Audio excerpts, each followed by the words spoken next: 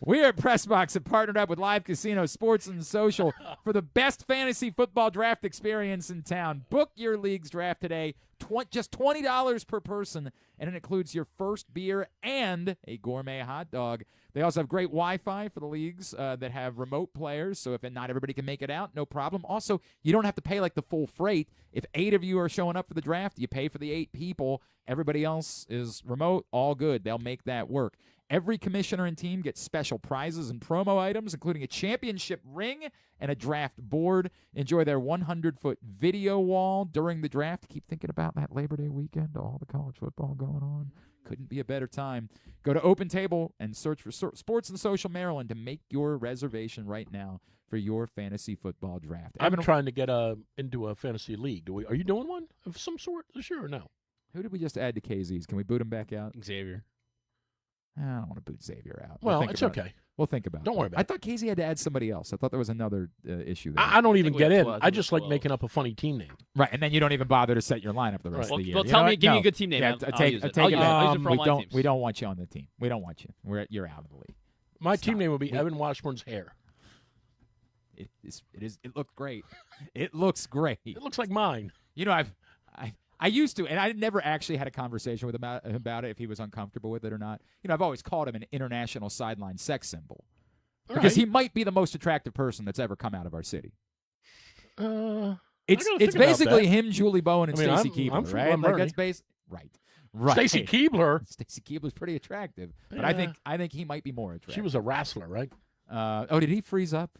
Is he here? Oh, there he is. There he is. Here he is. You know him from CBS, but also during the preseason. What's you up, see Ev? him working the broadcasts, the Ravens broadcast team, WBAL TV, and radio. He's our buddy Evan Washburn, and he's back with us now here on GCR. Evan, what's up? I apologize. Drew's here today, but it's great to see you as always. What's Thanks up? for taking the time.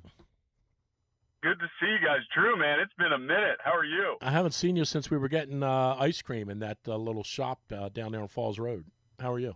That's right. I'm good, man. I'm good. Yeah, it's exciting times. Good to see you. They're man. actually thinking about renaming that neighborhood for Evan. Like, Washburn- it's gonna be Washburn Park. Hills. Yeah, something like that. Washburn They're working Hills. on that. All right, two things. One, we were just because we were, let's save that. I do want, because you've covered this team for a long time and you were around OJ so much, I do want to get your thoughts, your reflections, how you define to someone somewhere else, when you're out making your travels and somebody asks you about OJ Brigance, what do you tell them based on all the experiences you've had with OJ over the years? I mean, it's what we preach to our kids and anybody who's trying to do anything, whether it be athletic or professional or theater. It's attitude and effort. And I mean, and then you can throw toughness in there, but I just think attitude, man. I mean, the way that guy attacked life, when in a lot of ways life let him down, is something that I think we can all hopefully take a piece of. I don't think I could handle it the way he did. Actually, I know I couldn't. And you're right. Just being there on a daily basis back in, let's call it 2010, 9, 10, 11, 12. And obviously he was already struggling at that point, but then to just come back for games, production meetings, and he's still there in 2014, 15, 16, 17. I mean, it's incredible. So it's a huge loss. And I think we're all better for having just been around him and having an up close and personal view of his story and his journey. Can't say it better. Can't say it better. A special human being, and so grateful for every interaction we had over the years. Evan, Drew and I were just having a back and forth because I don't want to pile on, and I think Drew's right. I don't know that it matters significantly that a kicker misses one kick in the preseason. That's going to happen.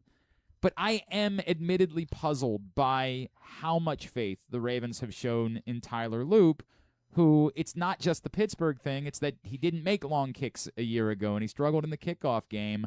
I have been a bit befuddled by not even, bringing in somebody that they know he can beat just for the sake of maybe trying to ramp up the pressure a little bit and have him deal with that. What do you make of why they've done that?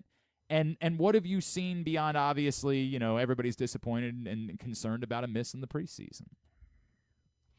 Well, look, there's no position, I think, I guess, outside of quarterback, except quarterbacks just have so many opportunities to make up for mistakes that requires above the shoulders kind of management from coaches, from front offices. And the kicking one is like, once you go down that road of we're going to bring in competition, whether it's during the week of a regular season on those tryout days on Tuesday, or at this point, training camp, bringing in somebody to compete with them, then you've kind of committed to that just being the environment that he's going to live in. Now, a lot of kickers, that's just the reality of what they have to deal with.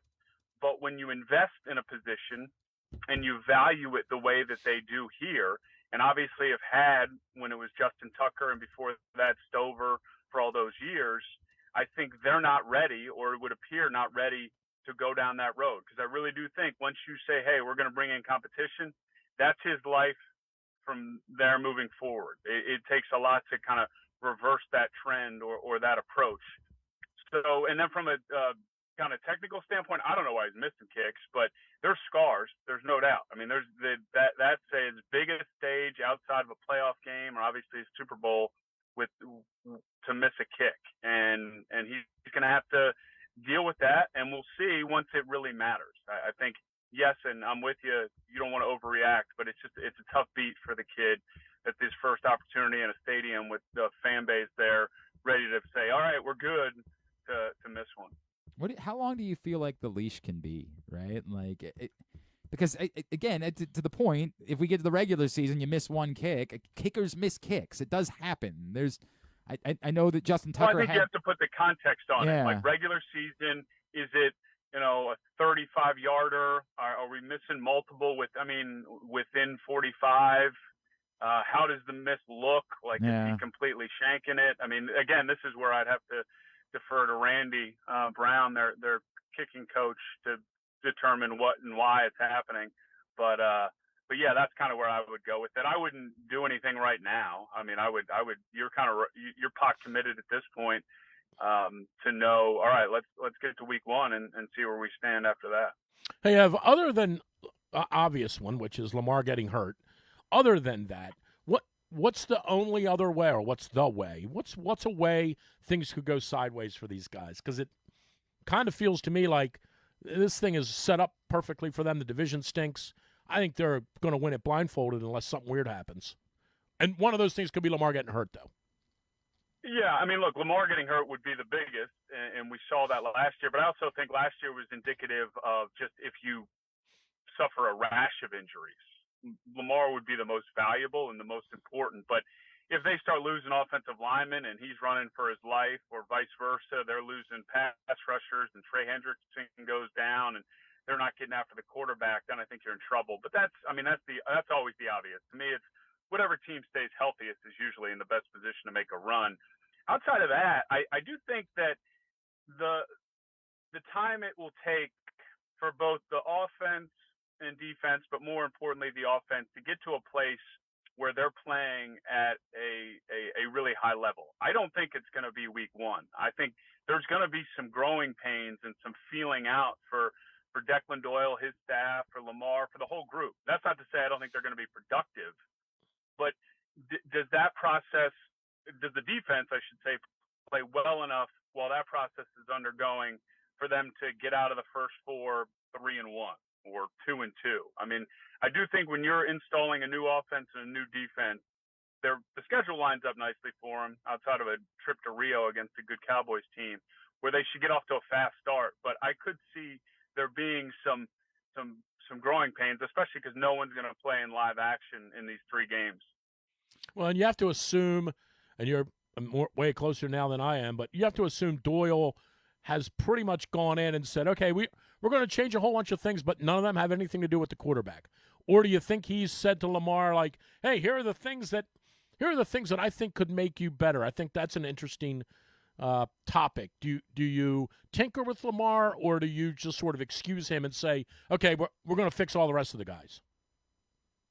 Well, I don't think they're going to tinker with his mechanics or how he operates outside of the fact he's going to be under center a lot more. I mean, that's a big shift. Well, that changes, right? He's sure, done it. Right. He can do it. Like, their scheme it's going to look a lot different. Like, they're going to ask a lot more out of him in terms of getting out of the huddle a lot quicker, getting the line of scrimmage, identifying things, making sure that everybody is where they need to be. It's an offense that is based off of your feet marrying with the throw. So like West Coast principles where the ball's out and the receiver's in an area. He's got his landmarks that he's got to get to, and then Lamar should have the ball there before he's there. So it helps that he's obviously played with Zay, he's played with Bateman, he's played with Mark Andrews, he's going to get to know Jacoby Lane, some of these younger guys, but it's all new. I think the hope is that, and I think Declan, from just kind of my sense of it, is like, and just Jesse's approach, which I'm appreciating more and more. It's like, yeah, we have our scheme and our systems, but we are going to tailor it to what our guys do well. So everyone's making, for good reason, the comparison of like, all right, what did Caleb Williams do last year in Denver in the Ben Johnson / Declan Doyle system? I don't think it's going to look exactly like that because Caleb's a much different quarterback and is a much different place in his career at that point in year 2. Lamar's in year 9, is a 2-time MVP. Like, the smart thing to do is use your system, but make sure he still has the opportunity to play with the freedom to be able to make those game-changing plays when necessary. But I do think they're going to ask him to do things he hasn't done. But he's shown the ability, whether it was when Todd Monken showed up or obviously when he started with Greg Roman, to be really adaptable at times. Well, one of the more interesting things about Lamar, and I'm not saying this is the only time he plays well, so we don't need to get bombarded with tweets, but he is almost at his best. If you go back and look at Lamar's history, he's at his best when it's just sort of a free-spirited, hey, 3 minutes to go, we're down 19 points, we need a touchdown, we need to get the ball back. Hey, we're down 8, like they were that year in Buffalo, and then Andrews dropped the conversion. Like we saw it in Pittsburgh. He's at his best when it's kind of by the seat of your pants, and it's a little bit like backyard football. So getting out of the huddle quicker, a more up-tempo kind of pace, a little bit more of Lamar call the play and just make something happen, I think that's a real benefit to him. Yeah, I don't know if that's how they're going to want it to play out, though. Gotcha. I agree with you. I mean, that is what makes Lamar special, makes him so entertaining.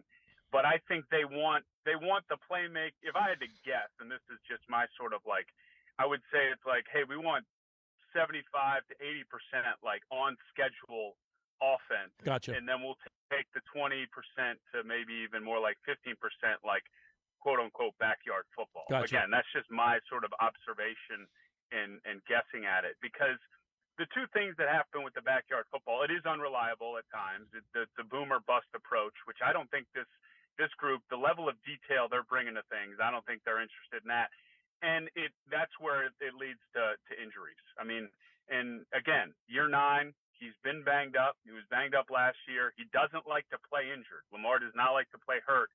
He'll do it, but he doesn't want to do it. Right. And I think the goal would be, let's get this guy playing where he's not, I mean, he's playing the position like Brady did, and like, not to say just drop back, but like, you look at those guys when they had it going, like their jerseys are clean, man. Like they're just not taking a lot of unnecessary hits. And I feel like that's what they would want to do here, kind of kicking off this new system. Gotcha. Yeah, that's good. Evan Washburn is with us. You'll, of course, see him again this Saturday as the Ravens take on the Vikings on WBAL on the Ravens Broadcast Network. Evan, a couple of thoughts, because two names that we were just discussing. One, how do we talk like adults about Jacoby Lane? I am admittedly struggling with this because I don't want to try to Well, you got a crush on him or something? No, I don't want to try to poo-poo anyone and say, don't be excited. Like, This is what we have. Be excited about it. Like, football's coming back. But we also know that, but even before, like once upon a time we talked about Ron Johnson. Like, man, look at how good this guy is. Like, we've done this before. I certainly see all of the things everybody else is seeing.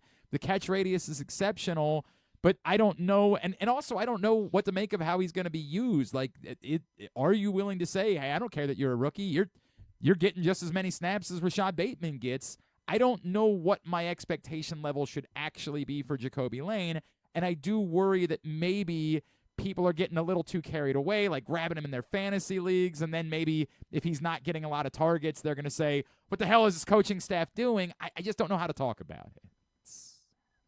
Well, my recommendation would be temper excitement by creating reasonable expectations so that inevitably you'll be pleased that he exceeded them, because I do think he's going to be a big part of things if he can stay healthy and stay on this upward trajectory. But I don't think they're going to ask him to do a lot. They just paid Zay Flowers like a wide receiver one, like a top 5 guy. And not that money reflects your role in the offense at all times, but I do think they view him as somebody that can just be a big time playmaker for him. And I think the best case scenario for Jacoby Lane is he's a 2-3 in the offense and is hovering around, 450 to 600 yards receiving, has 5 touchdowns and, 45 receptions. I mean, like, that to me is a solid rookie year.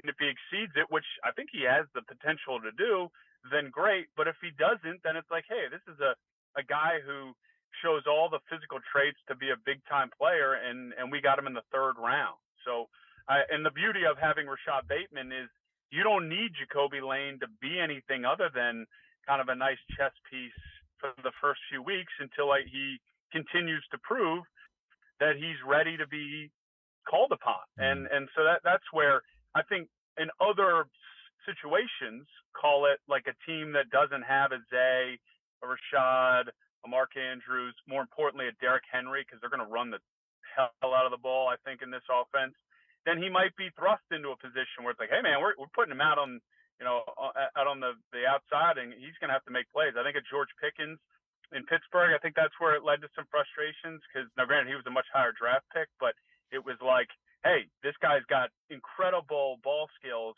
We need to be feeding him the ball at all times because they just didn't have anybody else that could do it. I don't think that's the case for him out of the gate here in Baltimore.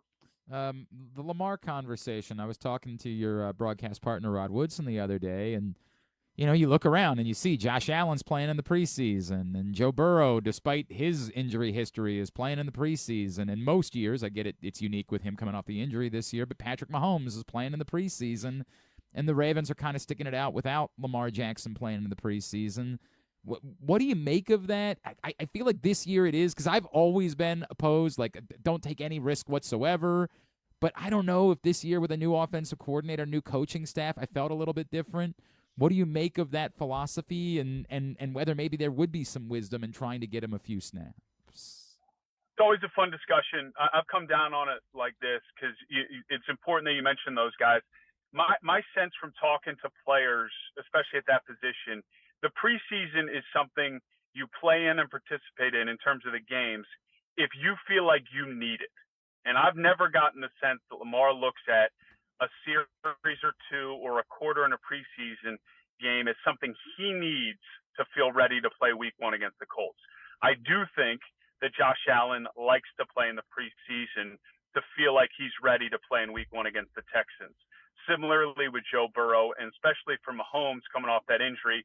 Now, the coach is also a factor. Andy Reid has always been a guy who, and I think he needs it. He needs to see his guys do it in a live environment to feel comfortable going into week 1. So it really comes down to, does the player feel like they need it? I think that's most important. And then the coach, why they're in that position, they have to value that opinion of the player and then marry it to what they feel like they need and what the group needs. And I think if a player doesn't feel like they need it, to put them out there just to do it, you're setting yourself up for disappointment. There's nothing Lamar Jackson can do in a preseason game that's going to make me feel any better about him running a Declan Doyle offense in week 1.